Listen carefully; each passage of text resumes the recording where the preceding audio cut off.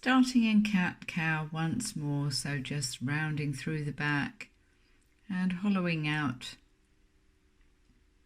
Just mobilizing the spine here, really working with what you've got today.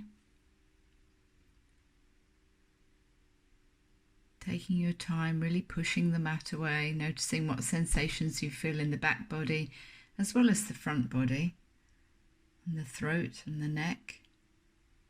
Spreading those hands wide.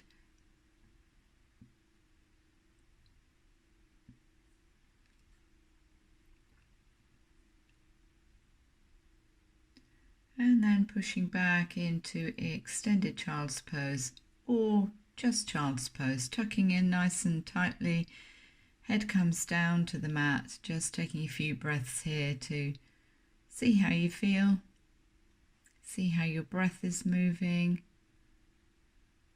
Just taking a breather quite literally, and then bringing yourself back to your hands, taking your hands forward into extended child's pose, really making your shoulders active or not, your choice. So if you want active shoulders, come up on your fingertips.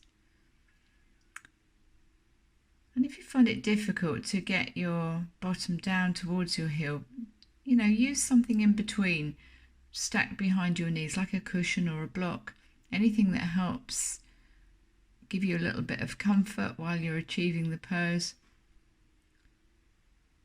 So in child's pose, we're just extending the spine really. If you can keep that in your mind, that's the benefit from the posture rather than what it looks like. So if you do nothing else in your day, this cat and cow movement and going forward and back into hanging cobra and extended child is just a perfect way to mobilize your spine, ready for the day ahead. But as always, there's loads of things that we can add on that will bring benefits to your mobility today.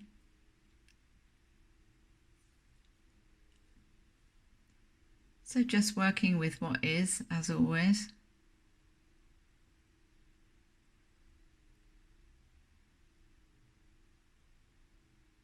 Not being frightened to take a break, take a few breaths. Let the energy flow. And then tucking the toes and sending your sitting bones back to the toes. What we're doing here is stretching out the plantar fascia underneath the feet. Now you might need to put something in between your heels and your backside just to make it a bit more comfortable. That's entirely your choice. Now this probably won't be comfortable the first few times that you do it.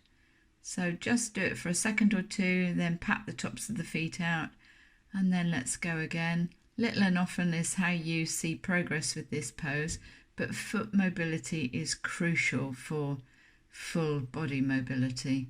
If you can sort your feet out, it really stands your knees and your hips in good stead.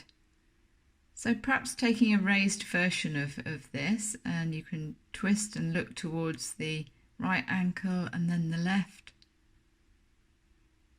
And then if you want to add a little bit more leaning back, you're not leaning back, you're pushing your hips forward until your thighs engage. Put your arms out in front and you'll know when you're doing some work, and then take your weight off your feet. Give them a pat and then come into child's pose and take a well-earned breather.